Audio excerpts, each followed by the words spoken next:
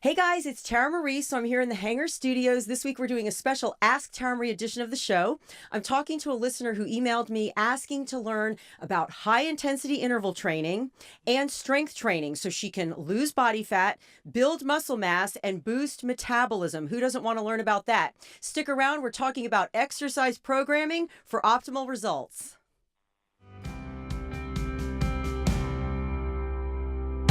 I'm Tara Marie, and I'm a fitness expert, personal trainer, and motivational strategist. Optimal health is achieved when you're balanced mentally, emotionally, physically, socially, and spiritually. My goal is to bring you information that will help you be the best version of you. Hey, well, hello and welcome to Tara Marie Live. I'm your host, Tara Marie Segundo. I'm a fitness expert, a personal trainer, and a motivational strategist, and I'm coming to you from the beautiful Hangar Studios in New York City. Tara Marie Live is about mental, emotional, physical, social, and spiritual health, and today I'm talking to a listener who asked for my help. My listener is someone I think you'll relate to whether you're a man or a woman. She's a wife, a mom, and she owns a business. So she has to juggle to fit in time for exercise, and she's looking for ways to get the most out of every moment she spends working out. Now, like most of us, she has some health issues to consider, but I find that where there's a will, there's a way, and there's nothing that you can't work around. So we're going to get our listener, Yesenia, on the line. Are you there, dear? Yes, hi. Yesenia. How are you? It's so nice to talk to you, my dear. Now, you wrote to me on Facebook. Yes. And I wanted to ask you, I ask everybody this because there's been a lot of confusion on Facebook. Are you a listener of the podcast, or are you a holdover from SiriusXM, or what's the situation? Okay, got it. Okay, so but you caught on that I'm left SiriusXM 3 years ago, and now we've got the pod. Yes, we figured that out a while ago. Very, very nice. So the reruns. So you've heard a lot of my advice over the years, and you messaged me on Facebook, and I wanted to start by just reading your message because I think it says it all. I think you said everything quite beautifully, and it was one of the reasons I picked you was because it's so clear exactly what you need, and I think that honestly, what you want to learn about is what most people want to learn about. So I think this is very, very applicable to most people listening. So Jessinia said, "Hi, Tara, I'm a huge fan. Thank you for being an inspiration. I love listening to you and value your expertise. Your direction has helped keep me in line," crack the whip, "and you're one of the very few people I trust to give the best health-conscious, holistic fitness advice. I would love to read or hear more on high interval cardio exercise." She meant high intensity interval training. "You were the first person I heard talk about it. I now do it as a warm up before lifting. And as soon as I started to incorporate it into my workouts, I began losing fat, which is not so easy for me since I have PCOS, which is Polycystic Ovary Syndrome, and Hypothyroidism, which is a low thyroid. As a mom and a business owner, it's been great to cut down on the time I spend on cardio. What are your tips on cardio? How much time do you spend on it if you have already reached your goal weight? What if I want to build muscles? Anything I should know? Any considerations for those of us who have health issues? Your expertise on this would be so valuable." Did I read that well? Yes, absolutely. That is exactly what you said. And I love that because Yesenia, I'm telling you, you're just like, you're like everybody. You're busy. You're a wife, a mother, a business owner. And we all know if you're a business owner, that means you probably work double the hours of people who have, that's a hard road. You've got little children. You said they're 7 and 10. So that would be first and fifth grade. Fourth and second grade. Fourth and second. So that's still little. Yes. And, you're like everybody. You want to get the most out of every single minute in the gym. And I'm so glad that you're thinking that way, because when you think that way, you'll make the most of your time in the gym. Because you know what, Jessinia? One of the things I noticed at the gym, and it's not funny, I should not laugh, but I see people who waste so much time at the gym. They may go to the gym a certain amount of time, a certain number of days per week, but they're not utilizing that time wisely, which is such a shame because none of us have time to waste. Right. So I want to ask you some questions because I want to help you in the most targeted way. And I think by helping you, I'm going to actually help a lot of people because, you suffer with hypothyroidism. So do I. We've got that in common. Right. You suffer with PCOS. That's a very common endocrine disorder. So PCOS is polycystic ovary syndrome. It's one of the most common endocrine disorders in women. And so you're not alone. It can be challenging, but I believe that regardless of whatever health issue you're facing, and I'm with you with the hypothyroidism, it can make things harder, but it's not a reason to give up. It just means maybe you need to try a little harder. So your head's there, right? Absolutely. Absolutely. Excellent.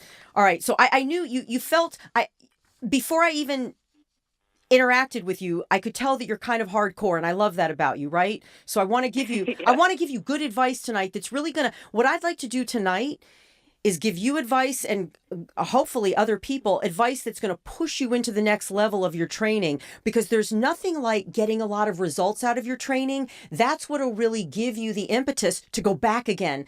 And similarly, when you feel like you're not getting results, it almost makes you want to quit, right? Absolutely, yes.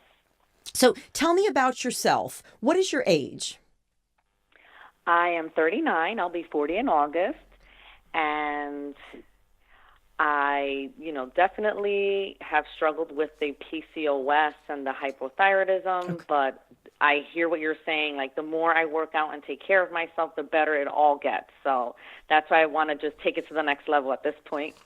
Well, the other thing, about PCOS, and thank God this is not your situation, it is one of the most common causes of female-related infertility, because when you have PCOS, polycystic ovary syndrome, a characteristic of it is that you're not ovulating, or you're not ovulating consistently. So, right. But you were able to have 2 children, thank God. Thank God. And I was in ovulatory for a year and a half. I was told I would never have kids. Oh, my God. So for me, I lost an ovary because the cysts were so out of control at one point from horrible diet and not exercising and not taking care of myself. And so I had to turn it around. And so for me, this is really important to just stay on the right track and know what I'm doing. Yeah, I like your spirit. I like that you said that, because I have to tell you very frankly, I've known people who have gotten polycystic ovary syndrome, PCOS. They have struggled to keep weight off, and then they just use it as an excuse. That's right. And when you use something as an excuse, it becomes like a crutch. And when you start to rely, if you've ever been on crutches, you start to rely on them. And if you use your hypothyroidism or your PCOS as an excuse, you win. You'll use it as an excuse. You'll put on a lot of weight. You'll get out of shape. Your health will spin out of control, and everything's going according to your plan. Because when we make excuses aren't any way to move the needle. Excuses are a way to stay stuck where you are. So I want you to do is I want you to say, okay, I've got hypothyroidism. I have PCOS, but I'm going to do everything in my power to turn things in my favor. Because when you just give up and you give in to the disease, it's game over. That's right. That's right. Now, so you were anovulatory. You were not ovulating for 18 months, you said. And then tell me about your life. You cleaned things up? Clean things up, started eating clean, organic, cut out the dairy, cut out the gluten, cut out the junk and the sugar especially. And that really just set me in the right path. It immediately started to feel different. Okay. And so I knew I had, I was on the right track, and so I just kept at it. Exercise kind of came later on because I just didn't know what I was doing. I was doing a ton of cardio, trying to lose weight because I was fat. And what I found was I just wanted to eat more and more, and I just wanted more sugar and more sugar. And it was just this horrible cycle, this horrible feeling. And so I started, weight training, and so that helped. But again, I was just trying my best to do all this cardio, and just my body was just not happy with that. I hear you. So that's when I just started to shorten on that. And I heard you had spoken about I heard you saying, I do 15 minutes of, Yeah. higher interval cardio. And I'm like, what the heck is that? And so I started looking more into it. And I was like, well, I'm going to do that. If Tara Marie does that, I'm going to Oh, God. do that. And it just really started to work. And I didn't tell my trainer because he would just push me to like, you need to do an hour of cardio before lifting. And I'm like, that makes no sense. I can barely lift after that. Can I tell you something? You're a very intuitive person. You're very smart. This may not be your field, but you are very smart, because I'm shocked that your trainer would tell you to do cardio, an hour of cardio before lifting. You always want to save your energy for your lift. You want all that glycogen in your muscles for your lift. You want your energy for your lift. Cardio is an afterthought, especially if it's just steady state cardio where you're just kind of gliding along, just kind of going, just steady state cardio. Right. That's like dessert. That's nothing. So first of all, I'm surprised your trainer, not to contradict your trainer, he or she may have very specific reasons for telling you that. In my humble opinion, I would save the energy for the lift, which to me is the entree. Now, you may have also heard me say when I spoke about high intensity interval training that I used to do long form steady state. I used to get on the Stairmaster for an hour, 75 minutes. And all that did to me was it created an appetite. All I wanted to do was go home and eat bowls of cereal. And my body fat just kept getting higher and higher and higher. Yes, exactly. And it's terrible. It's a terrible feeling to want sugar that bad. It's like a drug at that point. But I understand you. And here's the thing. As a woman with polycystic ovary syndrome, PCOS, you will do best on a very low carbohydrate diet. You do best to eat a lot the way I do. I really watch my sugars. I stick to animal protein, nuts, seeds, high fat foods like avocados. I eat olive oil. I eat coconut oil. Obviously nuts and seeds are high fat. Even with my vegetables, I limit sugars. So if I eat carrots, I only have about 6 ounces because too much sugar is too much sugar. Even if I eat beets, again, I measure it. I eat unlimited green vegetables. Anything that's non-starchy, I eat unlimited. I can eat 2 pounds of spinach in a sitting if I want. I'll go buy an entire head of green leaf organic lettuce and I'll eat the whole head. So you never have to be hungry, but especially for someone with PCOS, you need to keep your sugars low. Any carbs you have need to be very complex, because when you have complex carbs that have a lot of fiber, that fiber slows down the release of sugar into your bloodstream, so you won't have the insulin spike as you would if you're eating, just like plain pasta or something like that. You want to have, I don't even really eat that many grains except on heavy lift days, to be very honest with you, because I stick to my animal proteins, my fats, my nuts, my seeds, my avocados, my veggies, things like that.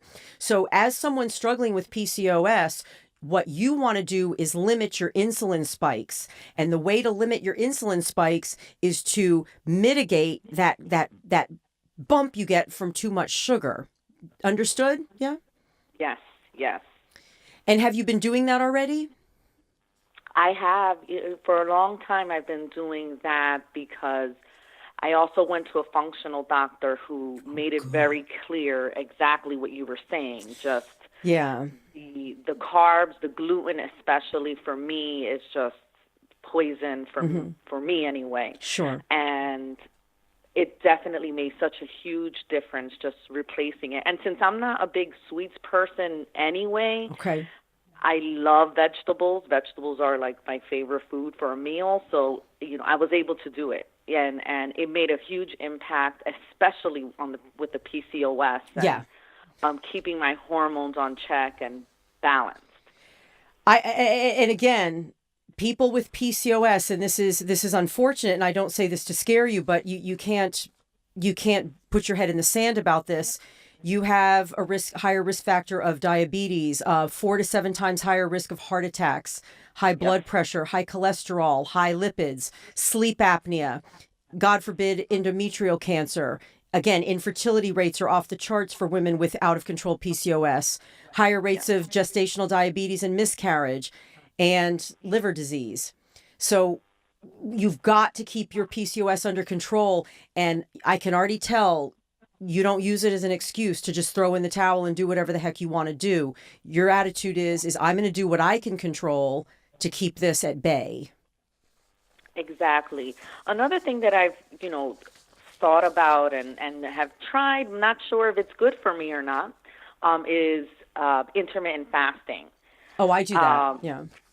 I feel good when I do it. Mm-hmm. And I notice that it does help with, maintaining my goal weight steady, because with PCOS, it's very easy to go up and down in weight, which is Yes. bad. So I noticed that with the intermittent fasting, I stay just at my weight consistently and without having to feel hungry, because I'm still eating all the time when I am eating. Yes. So I think that has also been really helpful.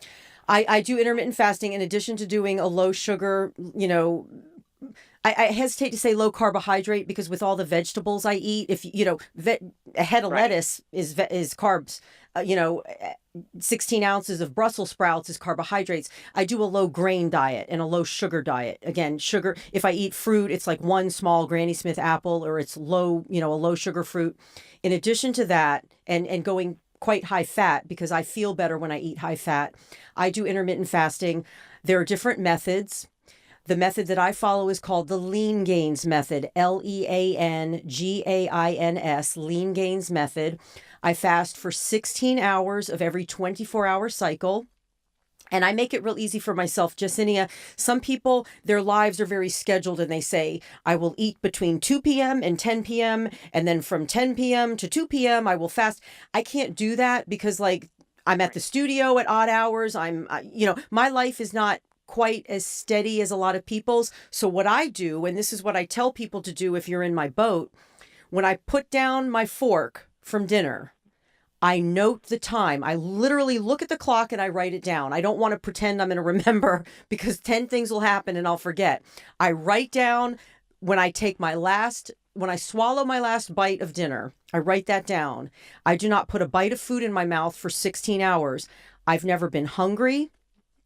I've never had an adverse reaction. Actually, the times I do feel hungry, if I don't eat enough for dinner, or if I don't eat enough fat at dinner, I'll find myself getting hungry. But generally, I eat enough fat where that doesn't happen. So if you ever feel hungry, ask yourself, what was the last thing I ate? Was there enough protein? Was there enough fiber? And was there enough fat? Because protein, fiber, and fat help with hunger. If you're getting enough protein, fiber, and fat, you're not going to be hungry. If you eat all carb meals, or you just eat a piece of toast with jelly, or you eat plain pasta with no olive oil, no meatballs, no nothing, you're going to find yourself getting hungry very quickly. But protein, fiber, and fat will keep you satiated. Those will steady your blood sugar. Those 3 macronutrients also steady your blood sugar. And you'll also find that 16-hour fast, most of it you're sleeping. It's not that hard to do. That's what I like about it. It's really not too many rules around it. If you're a healthy eater, I don't think I would suggest it to someone who eats a bunch of crap all the time. But if you eat good and clean and organic and healthy food, I think it's a really great way. Of course, this is another thing that, people are like, it's not good for you, but I keep getting mixed reviews. But the people whose opinion I respect and I know what they're talking about have all agreed that this is the way to go. So I'm glad to hear that, because, people do criticize the fasting sometimes. It boosts human growth hormone. It helps kind of clear out dead, cells that are kind of done basically in your body. The list of benefits is far reaching, and it has a lot of health benefits. There are people for whom it may not work. Maybe if they get shaky, like their blood sugar gets shaky, they can't wait 16 hours. So I'm not saying it's for everybody. So you have to talk to your doctor and ensure that with your situation, it's cool, because for some people it may not be as regards health okay, but there are a lot of health benefits to it. And basically it's kind of like the fountain of youth. I mean, it really is, that to me, that eating a high fat, low carb diet and weight training, that's the trifecta for staying young. So, Right. and I'm like 14 years older than you. And so I don't even remember being 40, to be honest with you. Like I have no memory of, This is amazing. Oh my world. do you know what I mean? So I'm just telling you, you can keep yourself fit and young for many years beyond what you would think if you just take care of your body the way you're doing it. I wanted to ask you, because of the PCOS, a lot of people with PCOS, again, they struggle with insulin resistance and they struggle with type 2 diabetes. Do you regularly check your A1C levels? I do. Since I've been seeing a functional doctor, he's been really good with checking. Now, I am bad at remembering Okay. what it is, but I know that we go through all of the numbers when I do see him, which is at least twice a year. Okay. And So, yes, that's a problem. are you pre-diabetic? Do you know if he told No, you? not at all. My numbers from the last time that I saw him, he was very, very impressed at the numbers. good. But again, I was already incorporating intermittent fasting at the time and eating well. So I think all of that together with exercise has really just helped me stay on target. I'm pretty Perfect. sure I never checked before I started seeing him. And I have a suspicion I was already at a pre-diabetic state, maybe like 6 years ago. Okay. I had all the belly fat. All I did was crave sugar. Yeah. I would feel dizzy at times and felt like I was going to pass out, brain fog, the whole nine. So I'm pretty sure at some point I was pretty getting there. Yeah. But luckily, just taking care of myself, I've been able to turn that around. And also, when you get all you want to get all the added sugar out of your diet, limit sugar in the form of fruit and high sugar vegetables. Obviously, limit or cut out alcohol. Don't drink fruit juice. Sugar is a highly inflammatory molecule. And when you put sugar in your body, you're going to have insulin spikes. Insulin is the fat storing hormone. So when you have insulin spikes, you're just encouraging fat storage. And also, it just creates this awful cycle, because when the insulin goes high, your blood sugar goes low. And then what do you want? More sugar. And the thing about that is a highly inflammatory diet creates aches and pains. Every ache and pain that you may not have even known you had, all of a sudden you feel it. It's just, it's not good. Yes. And I must say, for people who are listening, I mean, I had it all. I had acid reflux, terrible skin, aches and pains in all of my joints. Yeah. I just felt like I was aging, and I'm talking when I was 30 years old. Oh, gosh, yeah. So, it's definitely, and then when I got pregnant, unfortunately, I wasn't at my best either, and so it was a very difficult pregnancy where, I had to have stress tests done all the time. And did you have gestational diabetes? Terrible. Luckily, I didn't get to that point. Okay. But I was constantly swollen and constantly in pain from carpal tunnel, and it was really, really stressful. So, I definitely know that the sugar intake alone, and just stopping that bad habit, made a huge impact on my health. And when I say sugar, I mean chips and and crap, bread. Anything that's crap, anything that's just crap. I'm just asking you, just eat real food. Real food is chicken, not just a chicken or an apple or some fresh strawberries, or that. Eat real food, because when you eat chips and dip and this, when you eat junk food, all that junk food just distills down to sugar. Now, I just want to tell you, for your knowledge, any A1C below 5.7 is considered normal. Once you get to 5.7 to 6.4, that's pre-diabetic. And if I were you, I want you to really take control. You're turning 40, you said, in August. 40 is a milestone birthday. Let's take control of our health. I want you to know your numbers. You should know what your last number was. Actually, when I get blood work done, I have them scan and email me my blood results, and I keep it in a folder on my computer, because you need to know, you should know what your last A1C was and what you're going for. The sweet spot. Dr. Barry Sears, who wrote the series of Zone book, like The Zone, he wrote that book, The Zone. Yes. Dr. Barry Sears, I interviewed him years ago, and he said that an ideal A1C is about 5.0. 5.0 is what Dr. Barry Sears, who wrote The Zone, says. So again, anything below 5.7 is normal. 5.7 to 6.4 is pre-diabetic. 6.5 and above, you're in diabetes land. So know your numbers, and I want you to do that for you, because I want you to take control of your health. And the only way to take control of your health is to know what's happening in your body and not rely on someone else to have to tell you. When were you diagnosed with PCOS? How old were you? 23 years old. 23. Okay. And did you have excess facial hair and such? Oh, yes. I had every symptom, and it still took them a couple of years to figure out what was wrong with me. But looking back, I had it all, like the hair, the facial hair, the belly fat. And I was always normally my stomach was always very flat and my waist was always very small. I carry my weight all in the bottom. So at one point, I just started to get a lot of belly fat, insomnia, stomach issues, everything. And then, of course, just not having a period for, a long time. Exactly. And that's scary if you're a young woman and you want to have children. What kind of hypothyroidism you have? Like, for instance, I have Hashimoto's thyroiditis, which is an autoimmune type. What do you have Hashimoto's, or are you just hypothyroid? I've never been diagnosed with Hashimoto's. Just been told that it's, hypothyroid. And when were you diagnosed as hypothyroid? That was about 10 years ago. So about 29. Yeah. And how do you control it? Before I was 30.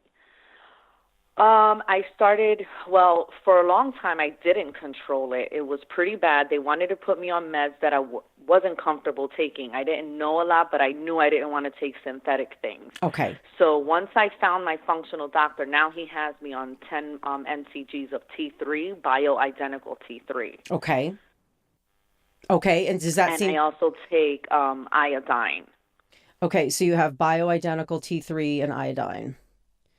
Okay. I take a ton of supplements, but for the thyroid specifically, those are the two that I take. Ask your doctor, because N-acetyltyrosine, Tyrosine, tyrosine, which raises dopamine levels in the brain, also boosts thyroid function. I take N-acetyltyrosine. It's an amino acid.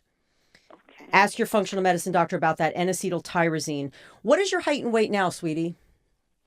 Right now, I'm 128 pounds, and I'm 5'4". Yesenia, tell me about your workouts. Tell me about what you're doing now. And this is where I want to spend the meat of the show. I want to tweak what you're doing and optimize things.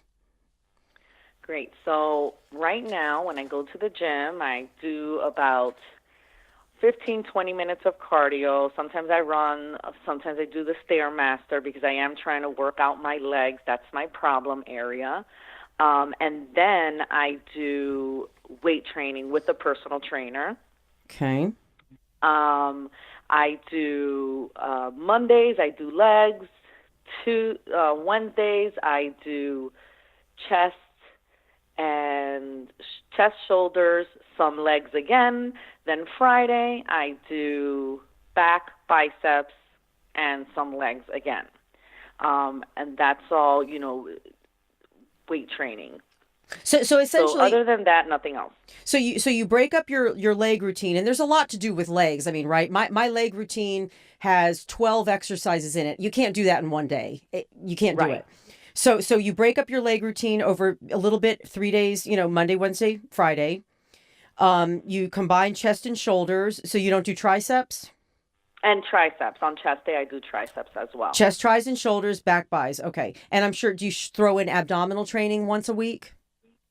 I do abs every single time, all 3 days. Tell me about your ab training. Some days I'll do sit-ups. Some days I'll work on obliques, leg lifts, a lot of leg lifts, and a lot of floor exercises for the abs. Okay.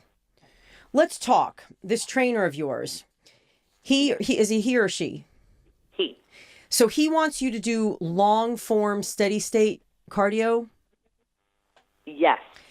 And I'm just curious, I'm not criticizing because I don't work with you, but does he have a reason for that? Well, he says this is how I'm going to burn the fat in my legs. Really? Yes. Really? And that it helps me build muscle, which I argue with him all the time because I read. Okay. Has I'm just asking a question very politely. Has he been doing this a long time? A very long time, yes. And he Wow. does competitions and trains a lot of competitive lifters. Well, you know what? Here's the thing. And I tell this to everybody. I was just talking to my director about this the other day. I think if you ask four different trainers the same question, you're going to get four different answers. And who's to say who's right? Here's the thing. When I take on a client, you have to train the client. This isn't about textbooks. It's not about what works for me, what works for two other clients, what works for my girlfriends. This is about the client. I don't know you, and I don't know if perhaps your trainer has a reason that he's dissuading you from doing high intensity interval training. Did he say, when you say to him, this is what I'd like to try, does he say no because he gives a reason?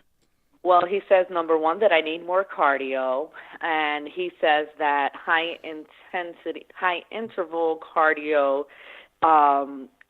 is not really that effective. He just doesn't buy into it. Wow. Okay, Yeah. well, I'm glad you said that because I have a Mayo Clinic study.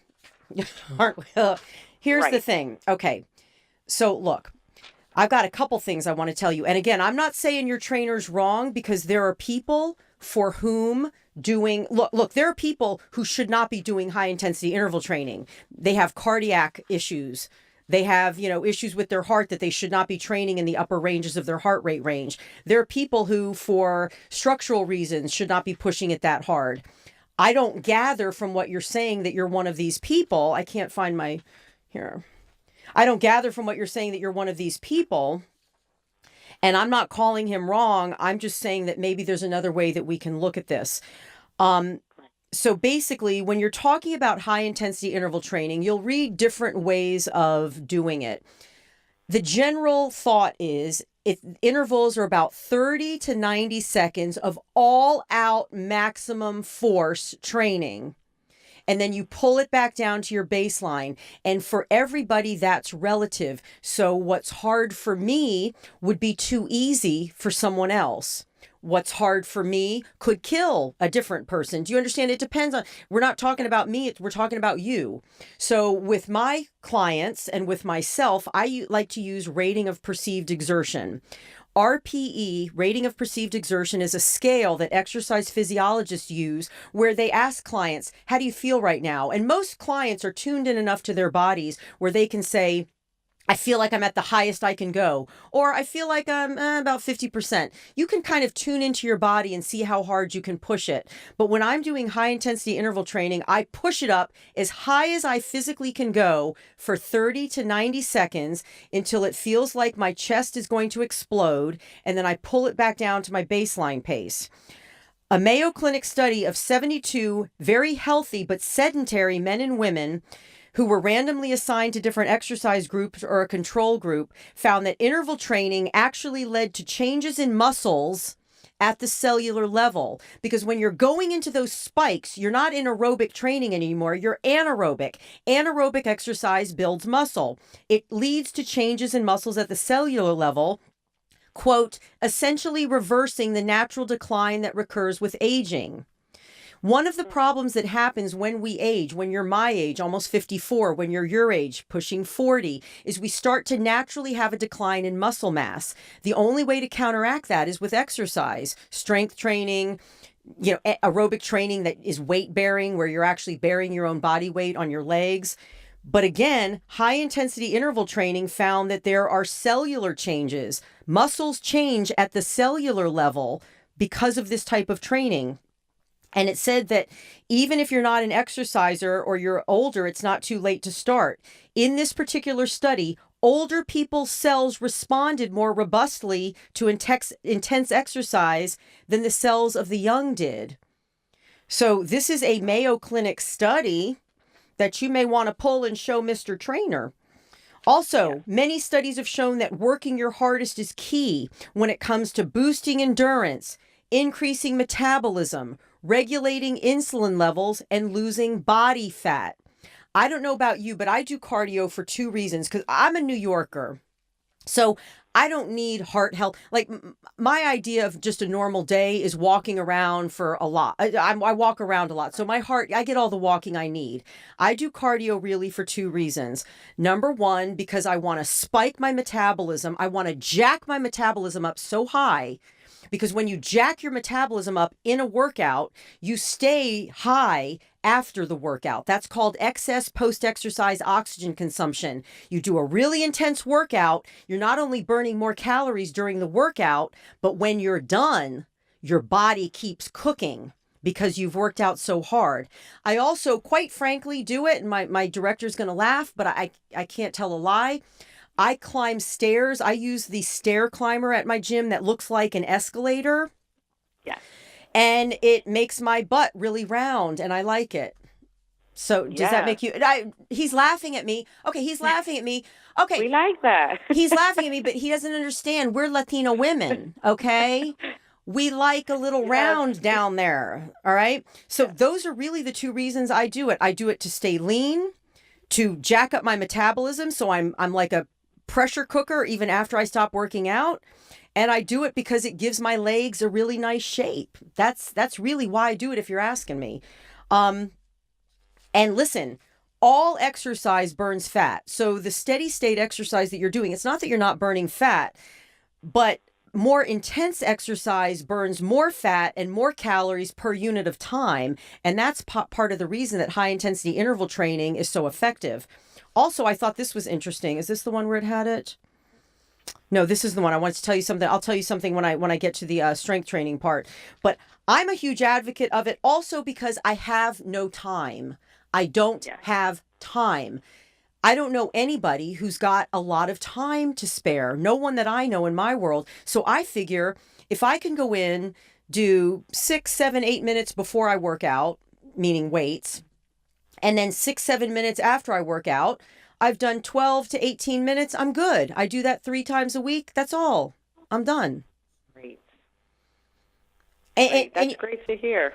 And again, I'm not saying your trainer's wrong, because there are a lot of reasons. If you're training for a marathon, for example, you want to mimic your event. So if you're training for a marathon, which is over 26 miles of constant running, you're going to want to do long form steady state, right? Because what you have to consider is specificity of exercise. That's a principle that says whatever you're training for, mimic that in your training. Right. For me, my life is not steady. There's nothing steady about my life. I'm running down the street like a raging maniac trying to catch a bus, and maybe I catch it and maybe I don't. I mean, I can't tell you how many times I run to the subway to catch the subway because I'm running late, or I like the extremes. I like to push my body hard and pull back, and push hard and pull back. And also, I think it goes faster when you work out like that. To me, it's just quick and it feels really good. Well, also, because I knew I was talking to you, I looked up some other studies and I did not bring them. But the general consensus is when you're doing cardiovascular training, it's intensity, not duration, that relates to diminishing all-cause mortality. All-cause mortality means dying from any risk. So it's intensity, not duration, that's going to give you that protective, the cardio protect. It's going to boost your ability basically to move in an aerobic state. It's going to train your heart more effectively than doing slow, low, steady state. But again, I will say this, and I want to say this right off the bat. There are populations that should not be doing it. Like, God forbid, if you have a cardiac issue. So no matter what you do, no matter what kind of exercise you do, even if it's slow and steady, always check with your doctor, because maybe you haven't been to the doctor in a while and you've got a cardiovascular issue that's brewing that no one knows about. So to calm your mind, maybe talk to your functional medicine doctor, Jacinia. Right. Make sure you're cleared for this. Unless you have cardiac abnormalities, I can't imagine why you wouldn't be. And then maybe find a trainer that thinks like you. I would hate to have to hide something from my trainer, like I had to keep it a secret because I was doing high intensity interval training. That would upset me. That's how it feels now. Yeah, see, that would upset me. And I'm not saying he's wrong, but again, if I put four of us trainers in a room, would probably all give you a different perspective. Right. Right? Right. And right. And I think that my functional doctor, he's actually the one that wanted me to try this before I started, because I wasn't sure. I heard about it, and I heard you talking about it, and I talked to him about it, and he was definitely on board. And he's in his 70s. He looks fabulous. Okay. But I will, discuss with him, because there are some heart issues in my family, and yeah. I want to make sure we're all good. Yeah, just say to him, just say, I mean, like maybe he runs an EKG on you. Right. Check out, see if there's any abnormalities in a heart rhythm, an arrhythmia. Just say, hey, doc, this is what I'm thinking of doing when I do it. So let's talk about high intensity interval training for a second. Let's talk about exactly how to do it. Okay. Right. So if you've never done this before, it's called high intensity interval training. In the literature or online, you may also see it as HIIT, all caps, HIIT, high intensity interval training. What you do is and you always do this for a truncated period of time. Again, I break mine up just because I lose my mind doing anything too long. So I break mine up 7 and 7 or 8 and 8 or 6 and 6. But you're basically doing 12, 15, up to, 15, 17, 18 minutes total. So what you do is you can do this running, walking, stair climbing, rowing, biking, swimming. It really doesn't matter what the mode is. It just matters the intensity is changing, because it's called high intensity interval training. So let's pretend you're walking, for example. Let's say jogging. So maybe this relates, but again, you could extrapolate this for walking or any other mode.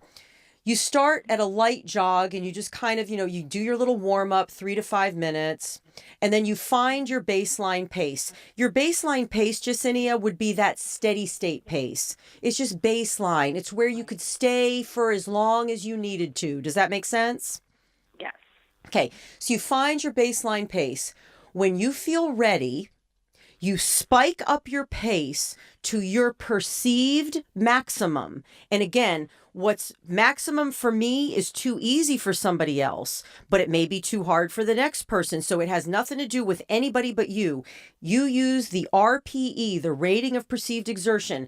You go for 30 to 90 seconds. Most machines, or, you could time it, or if you're outside running, you could just think about it. You don't have to be so specific, but you go at your max pace for 30 to 90 seconds. And obviously, the higher the pace, the shorter the interval, right? If you're spiking it up way to the ceiling, maybe you're only able to stay for 40 seconds. I did that the other day. I was so high, I could do it for 40 seconds and I had to pull back down.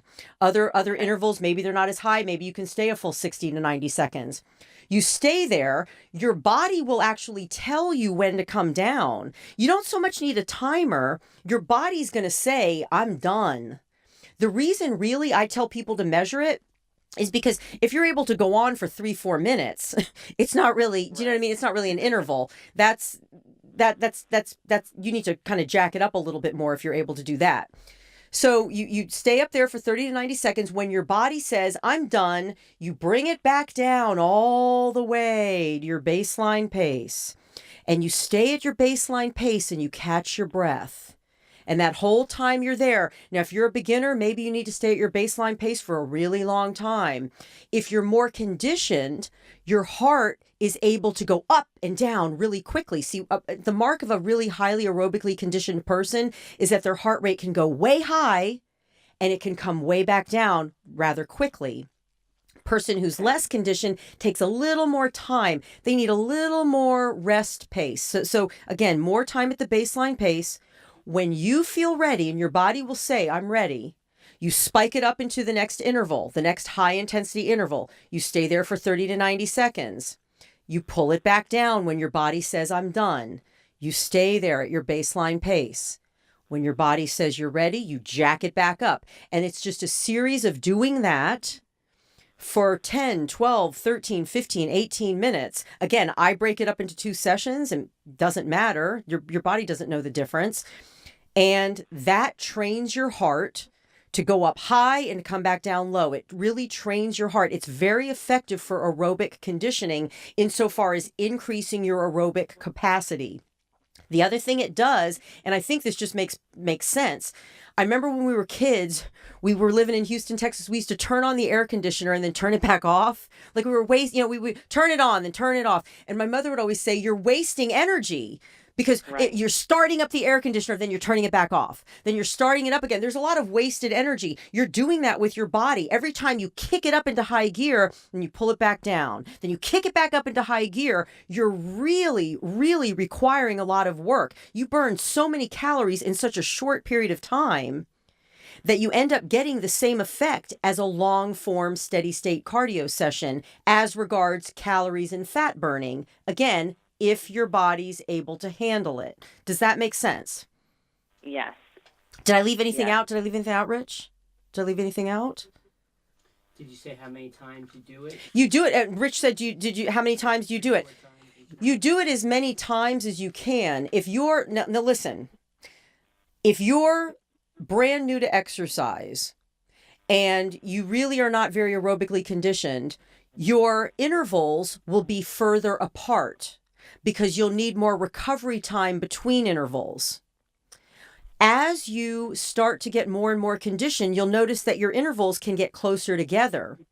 You'll also notice that perhaps your intervals get higher. So those are the 2 marks that you're improving. Your intervals, you'll be able to work harder, longer, and you'll need less recovery time. So the answer to my director's question, how many times do you do the high intensity in any given period? The answer is it really depends on you. I want you to go up into your intervals when you feel ready. And I want you to come out of the interval when you feel like you need to. Your body, that's why exercise physiologists rely on the RPE scale, the rating of perceived exertion scale, because people's bodies are actually quite in tune with what they need to do when. Does that make sense? Yes. Now, can you do this for too long? Like if you go for 20 minutes or 25 minutes, is that a bad thing? I think here's what I think. It really does wear your body out. It's very hard on your body. And I don't see, to me, I can only do so much. I can only do so much all out effort. I've never done 25 minutes of this because it just, if I did, I guess I would break it up into like 12 and 12 to get, 24. But I've never done it that long. And there's no real reason. Is there a reason you would want to? No, I was just wondering, like, is it, to burn more calories or to just get a bigger, longer workout in? The thing is if you start going there, what you're going to have to do is you're going to have to start recognizing in yourself, am I starting to get that craving for carbohydrates? Because remember when I told you when I used to do a ton of cardio, all I wanted to do was go home and eat bowls of cereal? See, the way I do my workouts now, they're hard, they're fast, I'm in, I'm out, I'm done. Do you understand? I do it in such a way that I stimulate my body, but I don't wear it out. With a workout, you're looking to push your body beyond its limits, but not wear it out. You don't want to wear out your joints. You don't want to make yourself so fatigued. You don't want to overtrain yourself, because when you get into overtraining, that's not good. Then it takes a while to get out of that. So that's why I'm asking if there's a particular reason. I've never wanted to do that much. For me, it's a lot of work, and well, I guess I'm kind of lazy. I don't want to do it. Do you know what I mean? Like I don't want to do it. I feel done. I feel like it feels enough to me. Great. And is 3 times a week good or less or more? Does it matter? Here's the thing. Again, it's very hard on your body. It's not easy on your body to go up into those high intensity intervals. So what I would do if I were you is I do it about 3 times a week whenever I get to the gym. But there's nothing wrong with throwing in a Sunday afternoon long jog out in the park. Do you understand? This is not the only way to train aerobically. There are virtues to steady state training. Like I said, if you ever wanted to do a triathlon or a marathon, you need the steady state training to train your body to go for a long period of time. And there are virtues to steady state training. And again, the goal of working out is to push your body to its limits so it adapts, because what is working out essentially is pushing the limits. And then when you rest, your body adapts. And that's how you grow. You grow in cardiovascular capacity. You grow in your muscles grow stronger. We grow when we're resting, because that's when our bodies adapt to the stress that we just put it under. If you put your body under too much constant stress, then you go into overtraining syndrome, and then nothing is good, because then you cease to grow. So again, if you do this 3 times a week, and maybe on a Sunday you go out for a long jog in the park with your husband and your child, your kids, or do you know what I'm saying? You've got to mix it up and understand that working out is not beating your body to death. It's about causing it to face stress so it then adapts during rest. Great. Does that make sense? Yes, it does. And again, if you want to stay with this trainer, maybe you Google some, again, I quoted the Mayo Clinic study where they took sedentary men and women, and they made them, they were of all ages, and they made them do high intensity interval trainings, and they found that their muscles changed at the cellular level, and that all-cause mortality went down. I mean, again, I wouldn't want to be with a trainer that I had to convince. That would bug me. Right. So that's entirely up to you. Yes. I hear you. What's your blood pressure? I don't know. I have no idea. When was it? When it was last checked, what was it? Do you remember? I don't even remember. Really, I was told it was on the lower end of the scale. The lower end of the scale. So what was your blood pressure, Jasenia, the last time you had it checked? I really do not remember at all.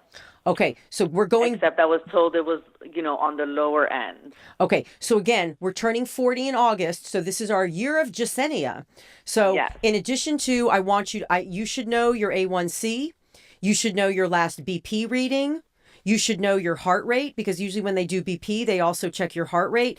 I want you to take control of your health, and you can't take control if you don't know the facts. Right? Yes. I'd like for you to know more or less what your blood pressure is.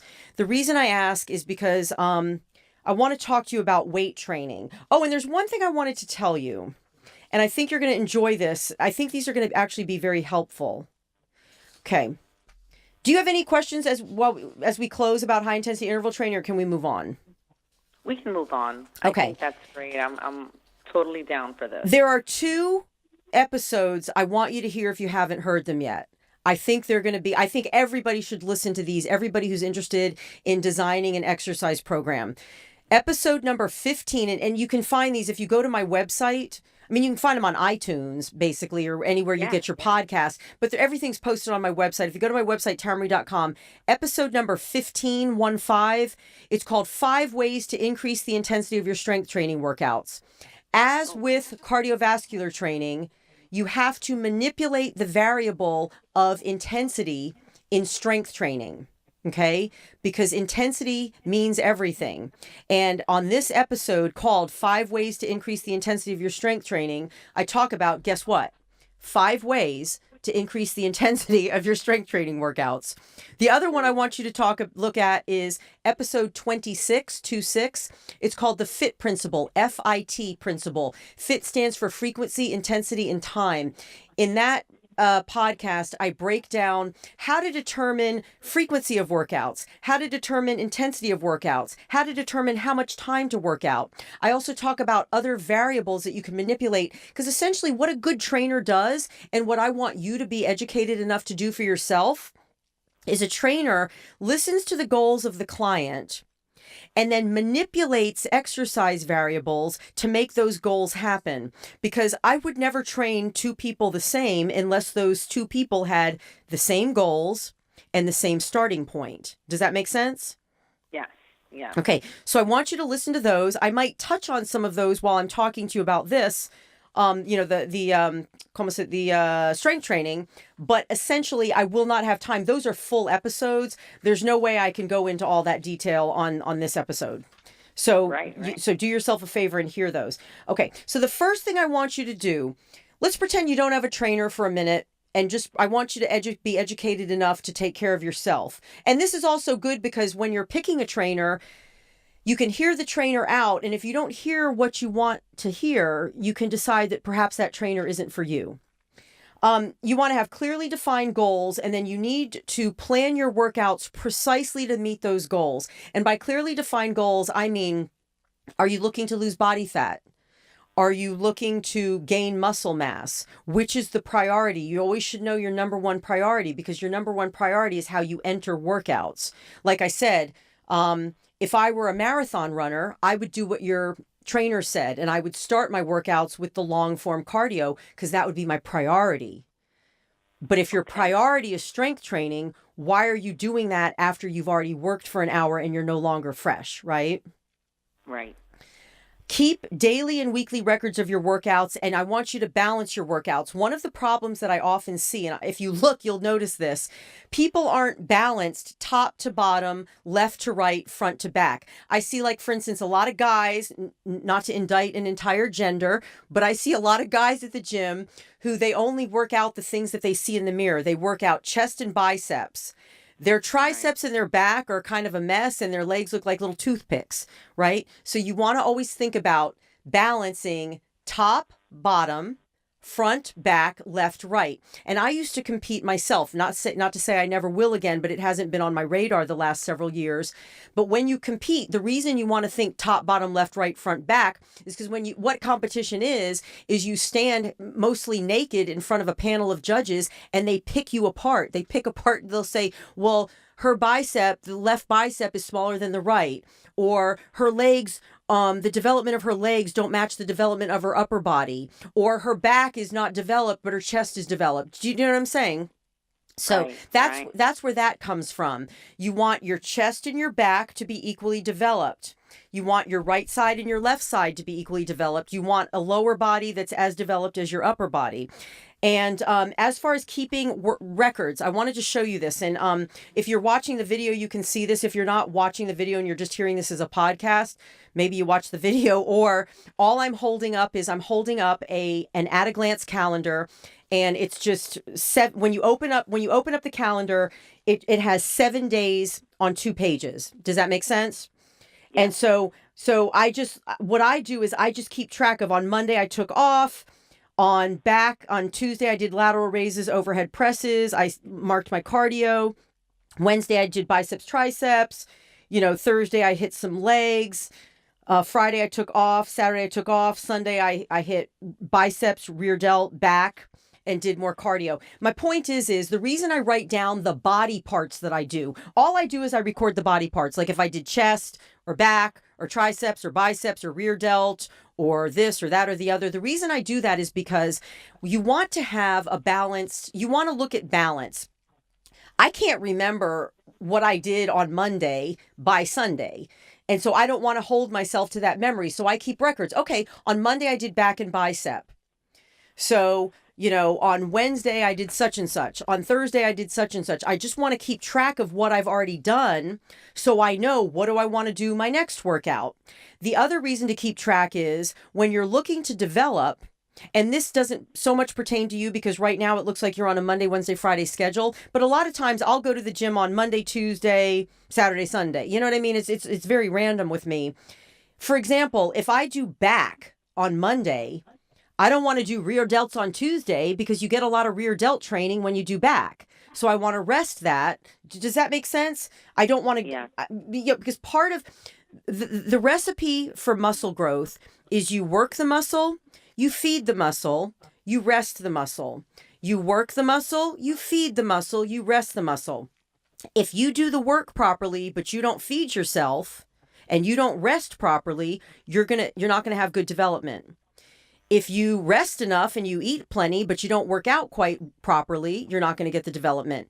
And what you can do is if you, for example, repeat a body part too quickly, then you're not going to get development because our muscles grow during the rest period. Nothing happens when you're working out. Actually, you get like little micro breakdowns in the muscle. You get like little damage. You get tissue damage when you're working out. The magic happens when you're resting. That's called muscle protein synthesis. And so your rest is as important as your work. So that's why I like to write down on Monday, Tuesday, Wednesday, Thursday, Friday, Saturday, Sunday, what did I do? So I make sure today I don't hit anything I've touched yesterday. And what am I going to do today based on what I've done the 3 days ahead? Does that make sense? Yes, definitely. So if I ever call you up and I say, Jacinia, what did you train on Tuesday? I need you to be able to look at your calendar and go, oh, I did rear delts and I did this and I did this. I need you to keep records. Okay. Yeah? Yes. Because if you don't keep records, I don't know how you know where you're going. How do you know where you're going if you don't know where you've been? Right. Do you know what I mean? Like this is all very much a formula. Building your body, it's like a mathematical equation. It's very easy to figure out. You just have to do the equation correctly. All right, I want you to do what's called weak point training. Weak as in WEAK. Arnold Schwarzenegger talks about weak point training in his book of modern encyclopedia of bodybuilding. It's about 3 inches thick. I read it from cover to cover when I was starting to compete. He talks about weak point training, and what you're going to do is you're either going to stare at yourself in a mirror, or it's very easy, like if someone takes photos of you, and you're going to assess your weaknesses. Is your right shoulder more developed than your left? But for that matter, is the entire right side of your upper body more developed than your left? Is your chest far more developed than your back? That's the case with a lot of people. Are your anterior deltoids more developed than your rear deltoids? That's very common. Are your biceps more developed than your triceps? What are your weak links? Right? Everybody has them. And if I could put you in a bikini and have you rotate for me, I could point them out to you. They're very easy to see. You might have trouble seeing the ones on your back. That's why I like the idea of someone possibly taking a photograph of you. But most people have a stronger chest than they do back because life happens in front of us. We pick up the groceries.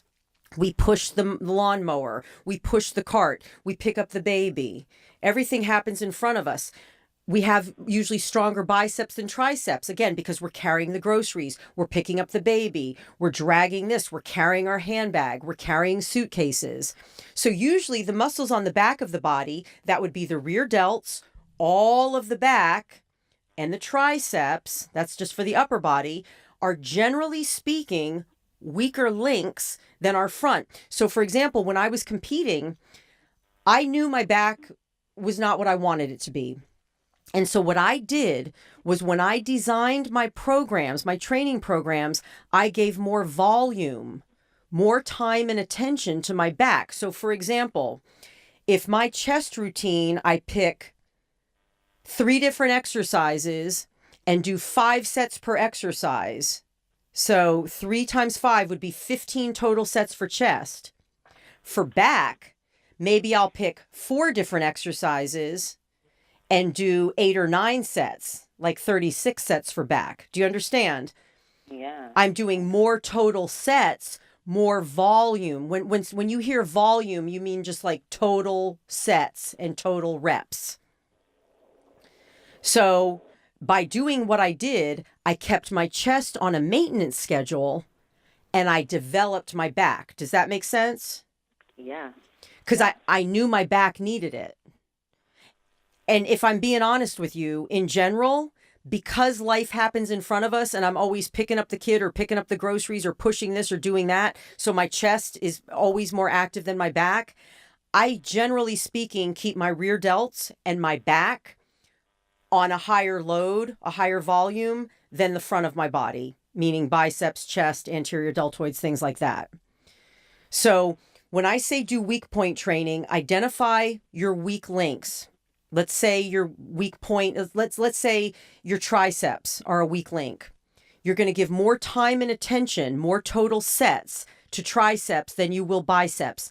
And by doing that, you'll keep your biceps on a maintenance schedule. You'll get your triceps, you'll be pushing the envelope a little bit more.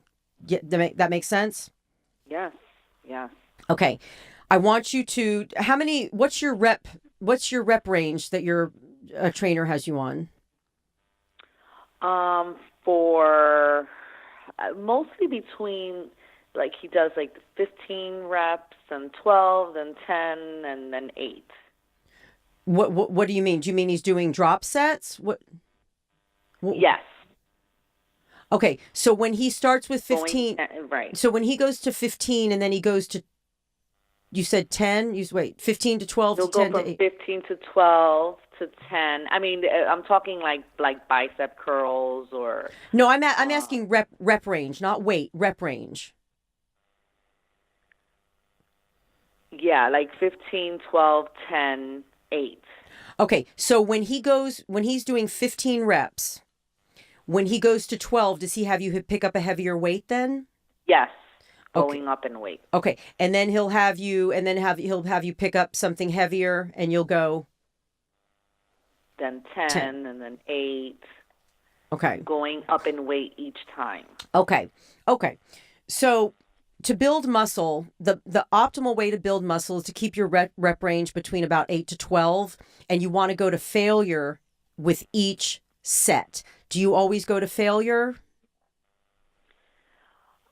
It depends on what body part I'm working. I think for my legs, I go to failure every time. Okay. He focuses on that. We focus on that because that's like my problem area. Not always for upper body. Okay, and what's his reasoning? Triceps. And what's the reasoning? I'm not sure. That's strength training is really very new to me. Okay. So I'm not really sure why. I just kind of go with it. What I would say to him is I'd like to take all my sets to failure and see what he says. Because I don't understand stopping. I don't understand stopping before you fail. Does that make sense? Like, what? Right. Here's my question. If you don't take your sets to failure, how do you know when to stop? Right. I'm asking you. Well, I think that, he just goes by how many reps he wants me to do, and that's pretty much it. Not so much by how I'm physically exerting myself. Okay. Ask him if you just say, hey, I'd like to start taking all my sets to failure, Right. I don't, the only way I know to stop is because I fail. Does that make sense? Right. Right. And that's how I gauge basically what load I need. And by load in this case, like if I'm doing a dumbbell, I mean which dumbbell to pick up. Because what's going to happen is as you gain strength, if you're trying to stay in a rep range of about 8 to 12, periodically you're going to need to get heavier, because whatever weight you can use now to do 8 to 12 repetitions, 4 to 6 weeks from now, it's going to be too light. Right? Right. So right. you'll periodically need to get heavier. And so, in other words, if you've been doing the same weight if you've been doing the same thing for like the last year, you're not making your muscles adapt to anything. Again, part of exercise, part of training is to push your body to a stressed point, and then your body has to adapt to it. So if you're not going to failure and you're not periodically upping the ante, you're not raising the bar, your muscles don't have anything to which they need to adapt. Right? Right. Yeah. And I think that's why I don't think I'm seeing the results that I should be seeing by now. Okay. Ask him. To be fair, again, I don't work with you, so he may have reasons for everything he does, and that's fair. But just say, hey, Mr. Trainer, I'd like to start taking all my sets to failure. Biceps, triceps, shoulders, back, chest, everything. I want to go to failure. Right. Okay? And he'll know. I mean, if he competes, he'll know the value of that. Yes. Do you have I asked you about blood pressure. When you're working out, when you're doing weights, in the moment while you're working out, your blood pressure goes up. So again, I tell all people, you need to get clearance from your doctor, because there are reasons that your doctor may say, I don't want you doing heavy weights and that kind of heavy exertion, because your blood pressure will just, it's too much. You can't take it. So that's why I asked you about that. Okay. That's why you need to know, the answers to these questions so you can, advocate for yourself. Right. I want to give you a little tip. When you're working out, right? Let's say you're doing bicep curls and you feel like you're coming to the end. If you squeeze that dumbbell really hard, you'll find that you can get an extra rep or two out of it. Okay. Okay. But again, the harder you squeeze the dumbbell, the more your blood pressure goes up. So I'm saying that you want to get clearance from your doctor. Okay. Yes, I will. I definitely will have this conversation with him. Another thing to know is that most of your grip is in your middle finger. Your middle finger, like if you're shooting somebody the bird, the middle finger, most of your grip is in that finger. So between knowing that and squeezing harder when you want to get that last couple reps out, put your mind there, and that's how you can get the last several reps out. Does that make sense? Yeah, that's a good tip, because that's my hands are definitely, learning to getting stronger, but it's definitely a weak part for me. Just holding on. Okay. Do you have weight gloves? Because I find that weight gloves help quite a lot. Yes, I always use the gloves. Certainly can't do what I can do now without gloves. Okay, good. Sure. Okay, good. Also, make sure that your breathing is incorporated into part of your workout when you're doing weight training, strength training, I should say, because it's not always weights. People use TRX, they use bands, tubing, any kind of thing. But you want to exhale on your exertion to give the force of your breath to the exertion. Has he explained that to you? Yes. Okay. So you want to exhale on the exertion. Inhale, you want to exhale on the exertion, which will be the concentric phase of the contraction. Inhale on the eccentric phase of the contraction. Another thing to try, this is all about taking it to the nth degree, because what happens is I see a lot of people in the gym, and the mistake they make, and I was telling my director this, and it drives me crazy, but they're not my clients, so it's technically not my business. I don't say anything. I see them, let's say, do bicep curls, and they're not really working out. They're just kind of counting. Do you understand? They're just kind of counting their reps. Right. I see no effort in their face. Do you know what I mean? You need to, it's a workout. You need to be putting in effort. That's why I say take everything to failure. One thing I like to tell people, and this is really something I don't tell people, I use this technique on myself. It's called interrepetition rest periods. Let's say you're doing overhead presses with a barbell, and you're really trying to grow your shoulders, and you've gotten out that last rep. If you pause just 10 seconds, you can count to 5, 6, 7, 8, 9, 10. If you pause for 10 seconds, that will be just enough time for your body to regenerate some gasoline. You'll be able to squeeze out another rep. And then you pause, and then you squeeze out another rep. Because essentially the way the muscles grow, really the way weight training works, is you fry down these muscles and then you rest. You fry them down and then you rest. And that's why, again, I have to emphasize rest is as important as the work, because if you're overworking the muscles and never giving them time to rest, you're never giving time for that beautiful muscle protein synthesis. Okay. So what you're going to do is you're going to look into, and again, I didn't know you had a trainer. You didn't. I mean, I guess I'm surprised you didn't ask your trainer some of these questions. I guess that tells me something about your relationship with your trainer. Do you know what I mean? I had no idea you had a trainer, so I thought I was telling you how to do it.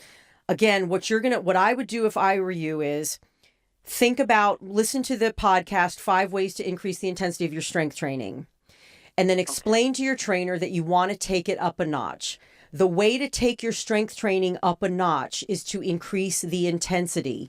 And again, strength training, as with aerobic training, when the higher the intensity during the workout period, the higher the excess post-exercise oxygen consumption, EPOC, the higher your afterburn. So when you're done working out, your body just stays in that elevated metabolic state because you've worked out more intensely during your workout.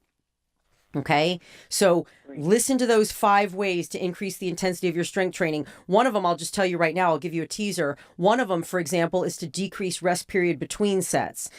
Similar to high intensity interval training, a lot of times I'll get to the gym, I'll have no time, but I'll be pissed off and I'll just want to get my whole workout in. What I'll do is I'll lighten my load just a smidge, and I'll diminish my rest period between sets. So instead of waiting 45 seconds to 60 seconds between sets, I'll wait 25 to 35 seconds and I'll jump back in.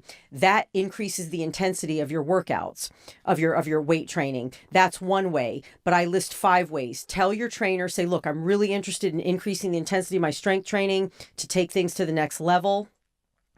And see what he says. Again, get very specific about your goals. You can't get anywhere in life if you don't know where you're going. So you need to know if you have specific goals. After I tell you, after you do your weak point assessment, you have your husband take a front, a side, a back, and a side. You decide, I want my shoulders to come out more. I want my back to be more developed. Whatever your desire is, you can sculpt your body however you wish, but you need to get your trainer to give you more time and attention. Because if he's doing 20 sets for chest, 20 sets for back, if he's treating everything the same, see, I never treat everything the same because nothing's the same. Does that make sense? Right. If your back isn't as developed as your chest, why would you give it the same volume? Make sense? Right. Yes. It just makes sense. That's why, again, that's what trainers are for, to see how he reacts to that. But, especially, again, I emphasize, as we age, you're almost 40, I'm like 54 in a minute. As we get older, this is both men and women. Muscle loss is a very real thing, and muscle is very metabolically active tissue. And so you want to consider that 70% of calories that are burned when you're at rest. That's your resting energy expenditure. The only way to get that up, to increase your resting energy expenditure, is to have a body that's just filled with muscle, because you become a calorie burning machine, because all that muscle needs calories to just sit around. Yeah? Yes. Okay. Do you have any final questions for me, my love? No, I'm I'm taking lots of notes. And well, you'll get a copy of this. Yeah. Thank you. So no final questions? No, you know what? One question that I had about resting periods. What's an ideal amount of resting period? Well, I just touched on that. Between workouts, is it should I wait workouts. A day before? Right, like for legs, if, for instance, should I be waiting longer since I work them out 3 times a week? Well, what I do, you're not doing the same thing on Monday and Wednesday and Friday. No, you're breaking it up, right? No. Although I do work on my quads maybe twice a week. Which days? Like, it depends. Sometimes it's like Monday and Wednesday and Friday. See, personally, if I may interrupt, if I were going to do anything twice, I would do hamstrings. Because again, your quads are on the front of your body. Your quads get stronger just by living your life. Your hamstrings, hamstring development is usually lagging far behind quadricep development. When hamstring development is lagging, then what happens? Now we get ACL tears. So if I were going to do anything, again, this is all about your weak point assessment. If your quads are much stronger than your hammies, why are you doing quads twice when your hammies need the time and attention? Right. Ask Mr. Trainer. I will. Do you know? Because just not in a confrontational way, but just say, hey, I'm just curious. Why are we working quads so much and not given the same, because I personally give more time and attention to my hamstrings, and I barely give anything to my quads because I'm climbing stairs. Do you know what I'm saying? Like, after you climb stairs and walk and do this and do this and do this, how much quadriceps do you need? Right. Yes. Whereas when are we working our hamstrings, right? Right. So you want to, again, everything on the back of the body, the rear delts, all of the back, the glutes and the hammies, and the calves, the gastroc and the soleus, those don't quite get the same workout. Maybe the gastroc and the soleus from like running or walking, but the hammies, the glutes, all of the back and the rear delts, they're nothing compared to the front because they just don't get the same activity in daily life. Right. All right, my dear? Awesome. All right, so remember, this is the year of Yesenia. So, Yes, it is. so I want you to know your blood pressure. I want you to know your A1C. I want you to do your weak point training. You have your husband in a bikini, not him in a bikini. You could have him in a Okay, look, here's what you do. Let's spice it up. Tell your husband to put on a bikini, then you put on a bikini, and then have your husband take pictures of you front, side, back, side. You do your weak point assessment. You take control of this. You ask your trainer, say to your trainer, I'd like to take all sets to failure. I would like to incorporate high intensity interval training 2-3 times a week. I would like to focus on my weak points. Just tell him what you want. Okay? Awesome. I will. All right, my dear? Thank you so much. All right, we're going to end now, but I want to say it's been a pleasure talking to you, and keep in touch with us, okay? I will, and my kids just want to say that they love you. We all listen to you, and we love you so much. Thank you so much. Thank you, Jacinia. All right, honey. Bye-bye. All right, you guys, it's time for my Tara Marie's tip. This one's going to be sweet and to the point. I didn't know what to say for this, and so I thought, what would I say if I used to work full-time in fitness. I was either doing group fitness classes or I was training clients. That was what I did full-time. When I worked full-time as a personal trainer, one of the most common problems that I encountered with my clients, with my personal clients, was that they were not fully aligned between what they wanted to accomplish and what they were willing to do. So what they were wanting to accomplish, of course, would be the goal. What they were willing to do would be the work to achieve the goal. I think that the key to success, not only with fitness goals, but basically in life, is to align what you want with what you're willing to do to get it. Many people want things that they're not going to achieve because fundamentally they're unwilling to do the work, they're unwilling to stretch, they're unwilling to push themselves and push past the confines of their comfort zone. So here's the recipe for success. And this is a recipe to achieve almost anything you desire, including reaching your health and fitness goals, like decreased body fat, increased muscle mass, and increased metabolic rate. Number 1, clearly define your goals. What exactly do you want? You need to be able to delineate that, to explain it to a trainer, or at least to know it to yourself so you can write out a plan. Number 2, create a realistic plan to achieve your goals. Realistic, meaning considering your life, your schedule, all the demands on your time, physical things that you have to consider, whether you have health issues or structural issues. Number 3, factor in your starting point. No two people start at the same point, so no two programs can be the same. Number 4, factor in your willingness to do the work and to sacrifice. If you know in your heart that what you want as a goal is more than you're not willing to do the work, it's not going to work out for you. Number 5, if what you're willing to do does not align with what you want, my suggestion is to down-regulate what you want. Because if you don't align what you want with what you're willing to do, you're really doomed to a life of constant frustration because you'll always fall short of reaching your goals. I believe you can achieve, almost anything if you're willing to work and sacrifice. Work and sacrifice. I thought of this when I was in graduate school. I would always call home and I would just whine to my mother about how much work it was and how hard it was and blah, blah, blah, and poor me. And my mother, without missing a beat, God rest her soul, she would always say, Tara, if it were easy, everyone would do it. And that was the end of the conversation because she wasn't going to sit and listen to me whine. So those are words to live by. Let's close with that. If it were easy, everyone would do it. So that's it. Align your goals with what you want and what you're willing to do, and anything is possible. That's all for today's show. If you're hearing this episode as a podcast and you want to watch the video, go to youtube.com/Tara Marie Live. Search for the video entitled Ask Tara Marie, Exercise Programming Essentials. You can also access my YouTube channel on my website, TaraMarie.com. Please rate and review Tara Marie Live on iTunes, and be sure to subscribe to Tara Marie Live so you never miss an episode. You can subscribe using iTunes or your favorite podcast app, using whichever podcast app you prefer. Just search for Tara Marie Live. And by the way, you can find all episodes of Tara Marie Live on my website. That's TaraMarie.com. While you're there, be sure to subscribe to my mailing list. You'll get my newsletter with my Tara Marie's tips about fitness, nutrition, motivation, and I always send out information information about the latest podcast so you're always abreast of what show we've just done. Connect with me on Facebook and Instagram at Tamri Live and on Twitter at Tamri_live. Make better choices today than you did yesterday, and you'll always be moving in the right direction. Peace out.